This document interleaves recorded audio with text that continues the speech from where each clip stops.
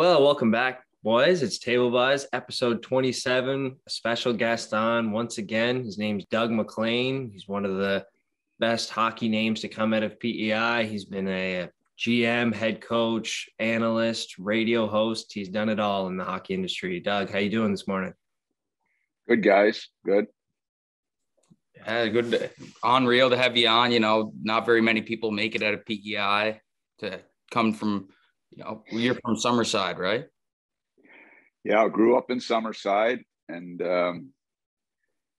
so coached the Western Capitals. So that was really the start of my career, was coaching the Western Capitals, which has become a big franchise now. I follow them pretty closely. What a team, hey? Yeah, they've done a good job. We actually have the captain on with us right here. Yeah, I'm a player. Oh, really? Yeah. With the Caps now? Yes, sir. Yep.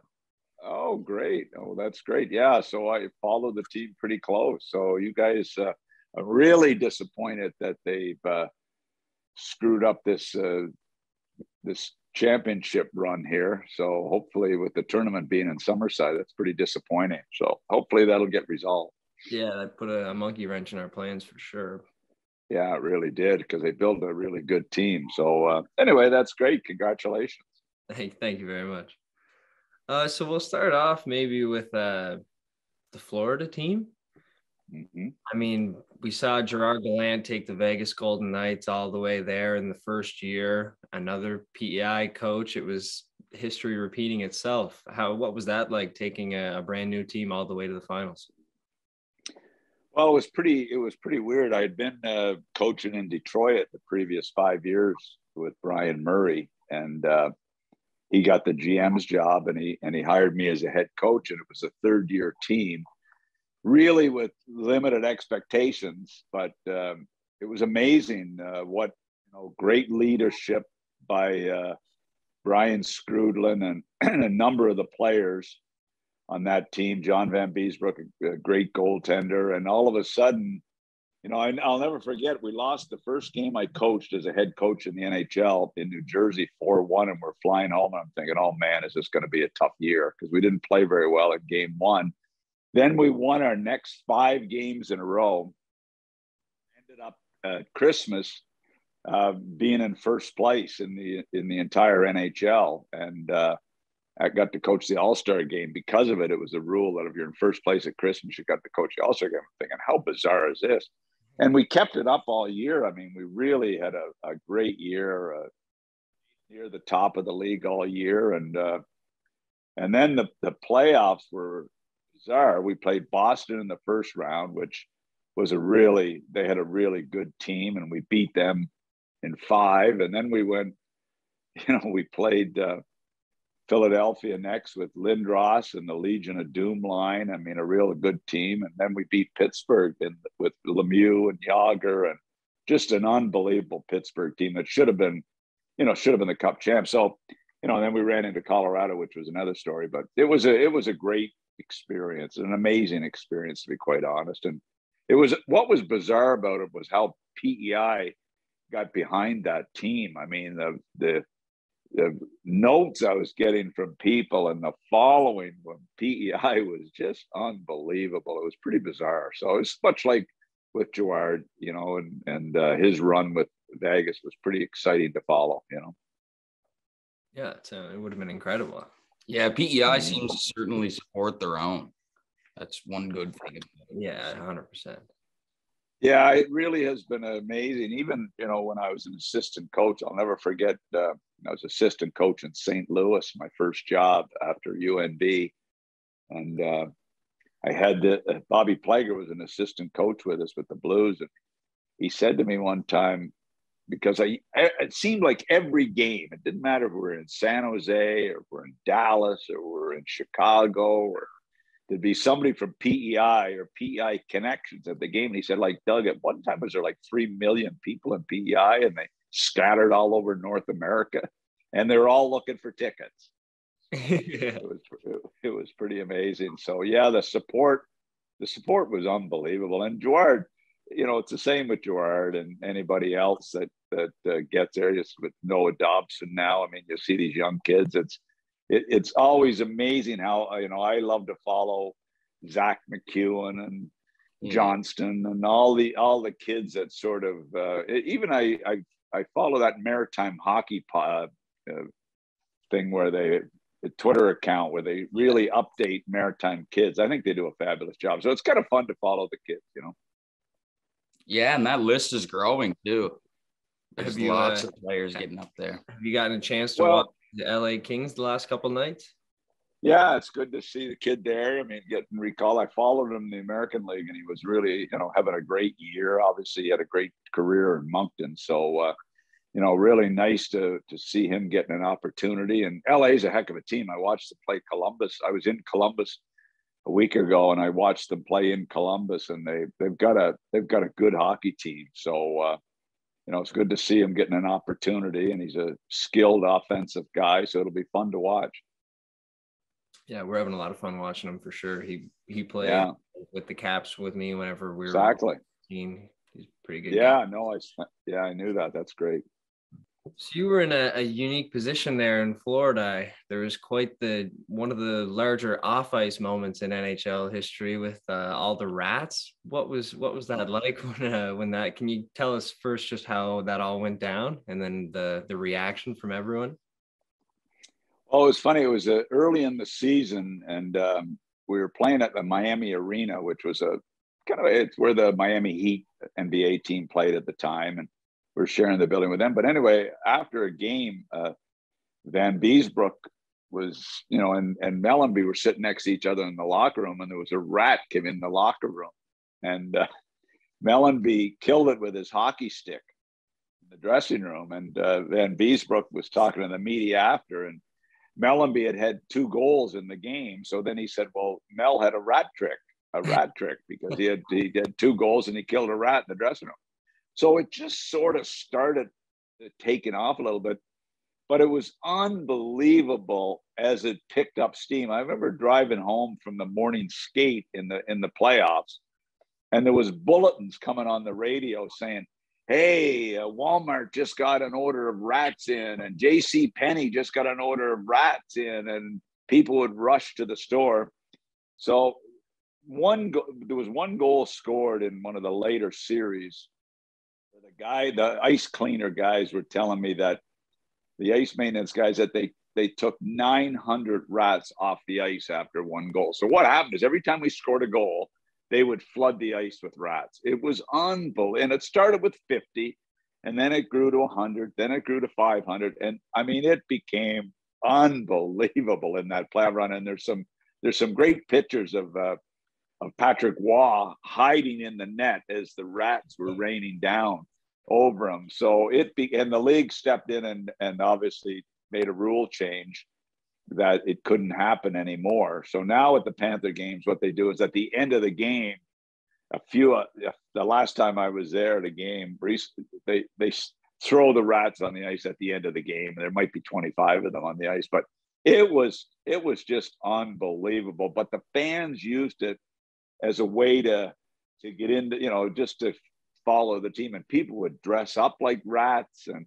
I still in my office have a rat with my name on it and glasses, little glasses on this rat that a fan gave me with the Panther uniform on it. It's pretty bizarre. They painted them up, and it was crazy. It was crazy, but it really added to the atmosphere and the fun of the whole series. Then we'd go into Pittsburgh on the bench in the game 5 or 7, I'm not sure which it was, and all of a sudden a wooden rat trap is thrown on our bench, and it almost killed a couple of us, the way this thing came flying, because the fans in Pittsburgh were so pissed off about these rats that they were throwing rat traps into our bench. So it became pretty goofy. But anyway, it was a fun, great experience for the fans. It really was. I can imagine that would let them get in the game way more, just a way of showing the other team, like, yeah, you just got scored on, and now we're going to flood the complete ice with cosmetic. Oh, crazy. It was crazy. It really was. That's what it was? Mm-hmm. Every single time you scored? every goal. And I mean, luckily in those days they were fairly low scoring games, but it was just amazing. And then they hired a group to come and clean the ice after every goal, and they called them the Orkin Pest Control, which was a company here that did pest control of houses. So they had these guys come on with their helmets and pick up the rats. It was pretty funny. Yeah. I was like, there must have been a whole team on standby just to get them off the game. There'd be 10 or 15 of them come racing out on the ice to clean it off. So it's funny, but it's still it's bizarre to me. I play golf at a club here in Delray Beach in Florida, and I've got to tell you, at least once a week, somebody will stop me and talk about that Stanley Cup run with the Panthers, the same as what happened with Jouard. I mean, it's just amazing how people still remember it, and a lot of them remember it because of the rats. It really. My parents were watching the series in PEI, and every time we'd score, they'd throw socks at the TV, like to make up for the rats. So my owner, Wayne Yzerman, heard about this, so he shipped them a whole box of rats to their house at Shelton Beach. So it was pretty bizarre. Anyway, crazy. Awesome. Yeah, that is awesome. When you were an assistant coach in Detroit, you had some pretty big names in that team. One of them being Steve Yzerman. Yzerman's known as a legend. Is there any stories you got of maybe something he did in the locker room or something? Stevie Y was quite a guy. He was 20.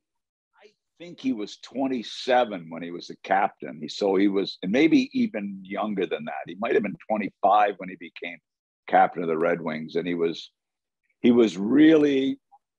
struggling as a captain. He did his thing on the ice.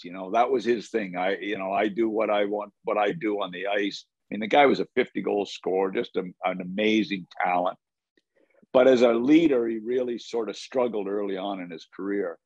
And until, we eventually brought in some veteran guys, and then, he got a lot of support and he became a great captain. But I'll never forget, he was a cocky guy, but I kind of really liked him, but we used to have some fun. So he was shaving in the restroom. Both of us were shaving in the dressing room bathroom after a game. And he looked at me and he listed off all the coaches he had. He went, Nick Polano, Danny Belisle, Jacques Demers, Brian Murray, and you. And he said, these are all the coaches I've had. He said, imagine, Doug, if I just had one good coach, how good I could have been.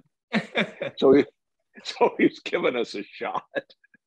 So anyway, and then I'll tell you what, a real story. I've been between periods diagramming on the board, and I say, hey, number 19, you're on the penalty killer, you're at a position, we can't, you've got to be in this area right here. You got to have this area covered.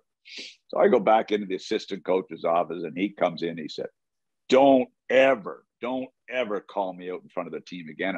And I looked at him, I said, well, then just do it right next time. And I was when he was coming, I was like, I could feel the armpits get wet, thinking, oh shit, are you kidding me? And then he started to laugh. I thought, oh man, lucky I was, so I didn't back down from him, but he started to laugh after. So he was sort of, giving me a shot, but he was sending a message. Good guy, played hard, but found the captain's job a ton of pressure. And then as he grew, after we left, I was with him 5 years. Fedorov came in, and then Larionov came in, and Konstantinov developed into a player, and Nick Lidstrom, I was with Nick for 5 years. He became the super, and all of a sudden Stevie got some great support, and he became one of the greatest captains in the history of the game. So, now he's obviously a great general manager. So he was a very interesting guy to be around, let me tell you. And he and Jouard Gallant were best friends. A great story. Jouard was playing on that team my first year in Detroit. Jouard was getting near the end. He was having trouble, his skating had dropped off quite a bit. And he had been a 30-goal scorer. I'm on the bench, and Brian Murray's the head coach. I'm the associate head coach, and Jouard, and he was getting near the end. I said, and had been on the power play, and Brian wasn't using him on the power play. So I'm standing behind him, and he pokes me in in the gut on the bench, gives me a post. Tell that dummy to put me out on the power play. And I thought, oh, geez, Duarte, let's not go there. Anyway, so we had lots of fun in those days. Lots of fun. That's awesome. That's interesting because you only hear about how great of a captain Steve Yzerman was, but to know that in the beginning it wasn't the case that's pretty interesting. Yeah. Oh no, he had his troubles, but he became, like I say, he became just an amazing captain. But it's like every captain, and you would have found it. You've got a leadership group on your team, and the captain's the key to that leadership group. But the leadership group is really important. And I'm at my first day in Detroit. I remember Brian Murray picking me up at the airport, my first day on the job at the airport. And he said, hey, we got an interesting thing happen today. And I said, what's that? He said, Sergei Fedorov just defected from Russia. He was at the Goodwill Games in Seattle, and Mr. Ilitch had sent his private jet out, and they snuck him out in the middle of the night. And Fedorov came, and then Lidstrom joined our team the next year as I'll never forget Nick Lidstrom stepping on the ice in his first practice, and he never had a bad practice or a bad game that I can ever remember. And I coached against him after that, and was a general manager against him for a 20-year period. And this guy, I don't know if he ever had a bad game. I mean, he was that good. So there was some great players and some great characters on that team too. Oh yeah, I can imagine. Yeah, the list is not short of characters. No, nowhere near. Yeah. So let's talk about maybe in the front office there as a GM. You had a pretty crazy deal there with Chris Draper when you were in Detroit as well. What all happened there? That was a funny one because I was assistant GM in Detroit and general manager of Adirondack Red Wings, which was our American Hockey League farm team. And so we were trying to always put a good team in Adirondack, so that the kids, our prospects, had a winning atmosphere. But how the Draper thing developed was Jim Clark, who was a former GM of the Western Capitals when I was there. And after I left, Jim stayed, I think he was a GM through the Dave Cameron regime for probably 10 years. Jim Clark became my like a scout for us, a part-time scout with us with Detroit. And he did the Maritime. So he phoned me and he said, hey, there's this kid playing in Moncton, Chris Draper. He said, I think you should consider signing him. And I said, well, he's like a third-round pick, and I know Winnipeg like him. It was Winnipeg's farm team was at Moncton at the time, and he'd played for Team Canada as a teenager, and a great skater. But for some reason, Winnipeg weren't in love with him. So I phoned the GM, Mike Smith at Winnipeg, and on Jim Clark's recommendation, and I said, what about Draper? Would you have any consideration in moving him? And he said, yeah. He said, I would, because our coach, John Paddock, doesn't like him. And I'd like to give Chris a chance to play. And I said, well, we're looking for him for our American League team. And so we made a deal to do future considerations. In other words, he didn't want anything for it. He just said, let's just call it future considerations, and I'll give them to you. And then we get a notification from the league saying you can't do future considerations. You got to do a deal. There's got to be something, exchange hands. So I phoned Mike. I said, hey, we got to do something. And he said, okay, how about give me a loonie for him? So I said, okay. So at the draft, I gave him a loonie. So Draper comes to camp, and he was 23 at the time, and he had a pretty good camp. And then we sent him to Adirondack, to our farm team. And he decided he was going to go home and to Toronto and reconsider his career, whether he was going to keep playing. So I phoned our coach, Newell Brown, and Adirondack. I said, you better phone this guy and talk him into coming to Adirondack because he's a pretty good player. So Newell phoned him, got him to go to Adirondack. He started the season there, and he was playing unbelievable. And Scotty Bowman and I went into Hamilton to watch the Adirondack play. And Drape scored, I think he had a hat trick that game against Hamilton in the American League. And he was called up after that game and never played another game in the minors, and had 3 cups and had an amazing career. And Chris and I still laugh about that, but it was really Jimmy Clark from PEI who set that whole deal up. So it's pretty bizarre. You actually exchanged hands with the loonie? exchange hands with the Looney. We had to. So it was a pretty good deal. And it's funny, Drape still laughs about it. And it's become like a big story all over, in the hockey world, in different on transactions. You still hear about it pretty often because he had such a great career. We had a great bunch of young players there. We had Marty Lapointe, we had Darren McCarty, we had Chris Draper, Fedorov, obviously. But I mean, we just had so many great young players in that team. It was unbelievable. And then when Scotty Bowman took over as head coach, they added, a few other guys, and they've just had an unbelievable run, Detroit's really. I'm a Red Wings fan, so I know all about it. Yeah, we've had a pretty good team for a while. Really good team. Looking up again. So one little story when I was with the Red Wings, it's funny how you think of things. Mr. Mike Ilitch was the owner. He owned Little Caesars Pizza, just an amazing guy. And Mrs. Ilitch was a real financial person in the family. And I get a call from her one day at the office, and she said, "Can you tell me, Doug, why Steve Yzerman, I only buy Steve Yzerman one pair of skates a year, and Paul Coffey, I've bought 22 pairs of skates for him this year?" And I said, "Look, I don't know what to say, Mrs. Ilitch, except he likes stiff skates, and he gets them out of the box and wears them and even stitches them before he wears them out of the box. So, and he's the best skater in the NHL. I don't know what to tell you, but Paul Coffey, 22 pairs of skates in one season. Like, how bizarre is that? Yeah. Who would ever believe that? And Stevie Y would wear one pair. Yeah. I don't know if I could go through 22 sticks in a season, let alone pairs of skates. Exactly. And she wasn't happy about it, but that's how close she watched what was going on with the Red Wings. Yeah, she's keeping the seats. Yeah, right. Exactly. That's awesome. You talked about a draft day for where you did that deal. I mean, it's a crazy day in all sports. They made a movie about it in the NFL. What's it like on the floor in the NHL on draft day? Is it as hectic as it looks? Yeah, it really is. Especially if you're picking near the top, it's always a busy time because you're talking to your staff. I mean, you obviously go into the draft 4 or 5 days ahead of time and have your war room set up there. And there's all kinds of interaction with other teams prior to the draft on regular trades and also draft trades. But then when you get on the floor, again, it becomes last minute trades or moving up in the draft or down in the draft or people looking to get your pick. And, and some minor deals happen at the draft too. So it's a fun time. It's one of the most exciting times of the year.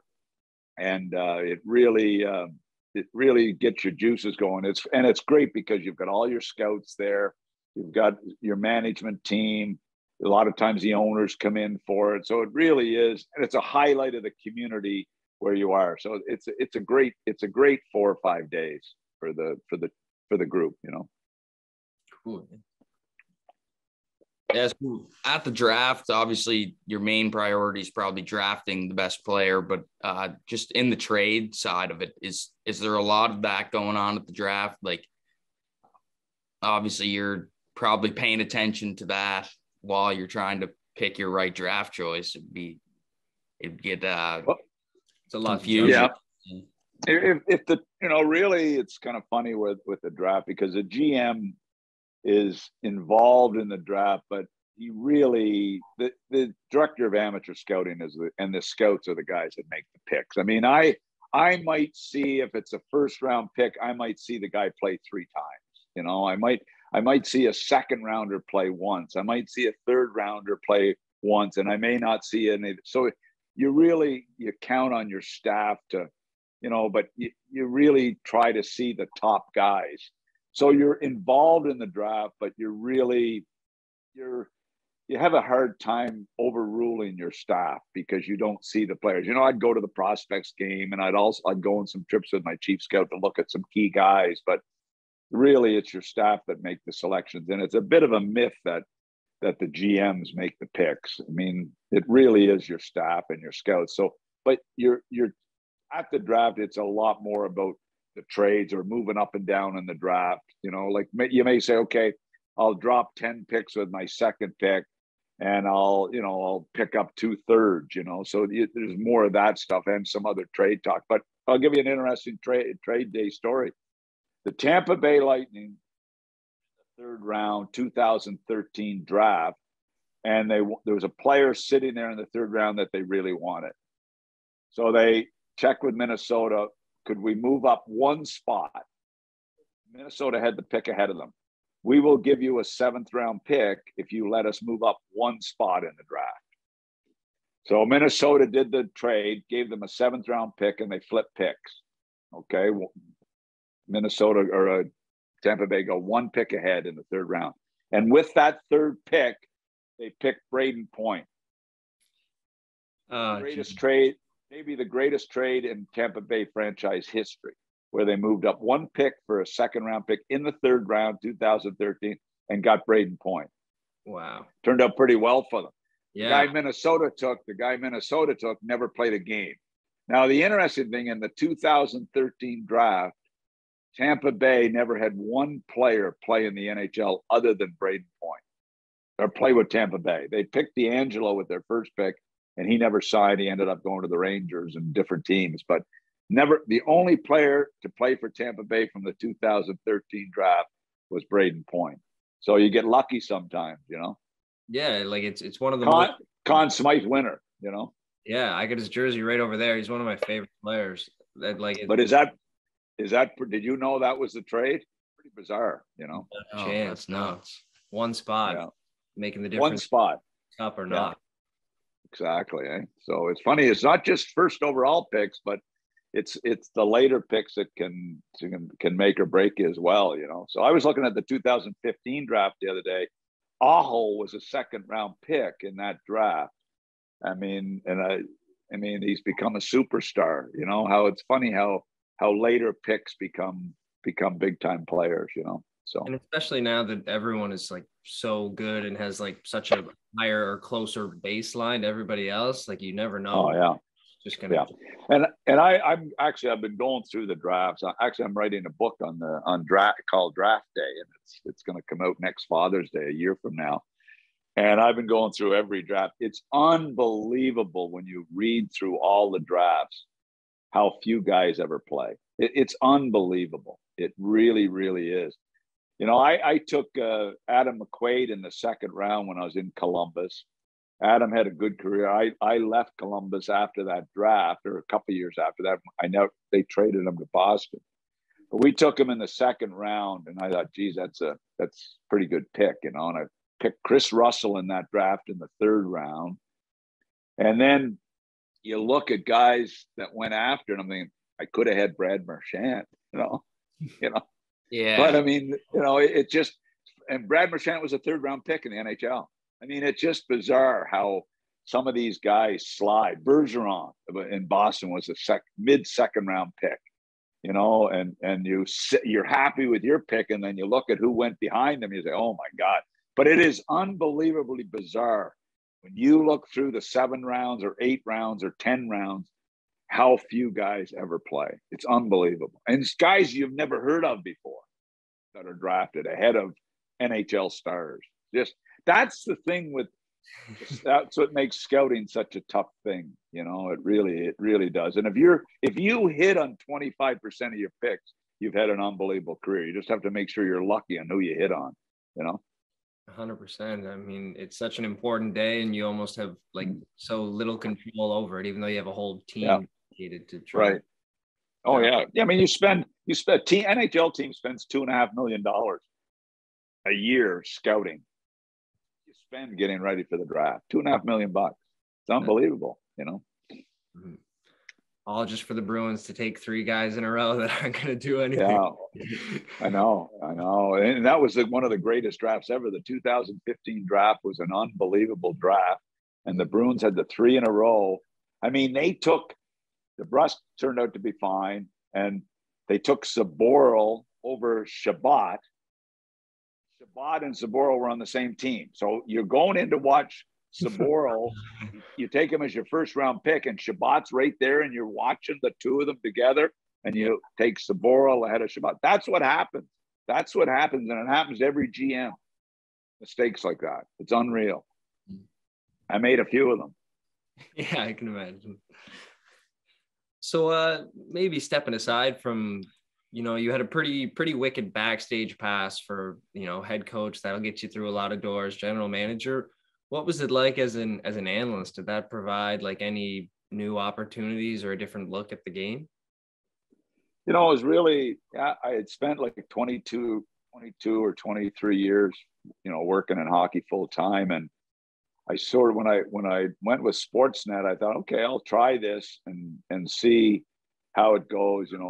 We were living in Columbus, and then my daughter had gone to the University of Miami in Florida, and my son Clark was playing Division I college hockey in the Buffalo area. So I thought, I'll do that, try it in Toronto and see what happens. So we moved to Florida, and then I commuted every week up to Toronto I did it 3 days a week, and it became like a great job, like a fun job. And I kind of really enjoyed it. So I'd fly up from Florida every Wednesday morning, and I'd fly back here every Saturday. And I did it for 8 years, and I kind of loved it. I had a couple other opportunities. I applied for 2 or 3 GM jobs, didn't get them. I had some opportunities to go and scouting or player personnel jobs, but I decided I was making good money doing TV, and I was enjoying it. And I thought, I had all kinds of freedom, and I thought, I'm going to just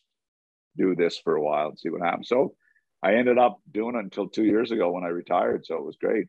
Right on. I was lucky. They had big cutbacks at Sportsnet, and I was 65 at the time. So I thought, wow, this is perfect. I'm going to retire. Yeah. Yeah, it makes sense. Yeah, it takes a lot of the pressure away from the decision for sure. Yeah, for sure. Did you find a big difference between you were on the radio a lot as well compared to TV, or was that an adjustment? Both of them were fun. The radio was a lot more relaxing. It was I was with Kiprios most of the time, and Millard and different guys, Merrick, and that show was pretty bizarre. We did a 12-1 show in Toronto. And it was a radio show on TV, and it went all over the U.S. on the NHL Network, and it became pretty bizarre how popular that show became. I mean, I'd be in Chicago where my son lives, and we'd be at a rink, and I'd have people coming up to me talking about Hockey Central at noon. I'm thinking, like, this is bizarre. It became a really popular show, and it was a fun show because it's a lot less regulated on radio. You can say different things versus what you can say on TV, where it has to be a lot more, patterned out and planned out. So I really enjoyed the radio. I enjoyed the games, at night doing the TV, but the radio was a lot more fun, and the TV it was a great job. It really was, and I really enjoyed it. I don't regret it. So it was a fun way to sort of end my career. Cool. Yeah. Yeah. It's a popular pathway for a lot of guys. Once they're done with hockey, they move on to there. I just wanted to see how that panned out. Yeah, no, it is. And you stay in touch with everybody, and you still have to talk to GMs and coaches and scouts. So you also stay really involved in the game. And then the GMs listen to the show, and the coaches listen to the show, and the scouts listened to the show. So it was sort of, it was always sort of a fun time to get guys on the show, but also know when they were listening, because I'd be getting texts during the show. I'd be getting GMs text me or coaches text me about things I said, so it was kind of funny. Yeah, that would be cool. Saying something about GM, look down at your phone, break. And But thanks for taking the time to talk to us. We know that you got to head out for golf here soon. We don't want to. You guys aren't golfing yet. Eh? No, not yet. Sadly. Okay. I have one question, just real quick. I was at physio the other day and with Harrison McKeever, and he said that he knew who you were, and he told me to ask you what the name Yui Krupp meant to you. Tell Harrison he's a smart ass. Listen, Yuri Krupp was we were playing in the last game of the Stanley Cup final against Colorado, It was a 0-0. The game ended 0-0. We ended up going to triple overtime against Colorado in the deciding game of the Stanley Cup final. And I don't know, early in the third overtime, Yuri Krupp drifts a wrist shot from the blue line, and it beats Van Beesbrook through a screen, and Colorado won the Stanley Cup and won that triple overtime game 1-0. So I've thought of Yuri Krupp many times. So tell Harrison he's got a good grip on things.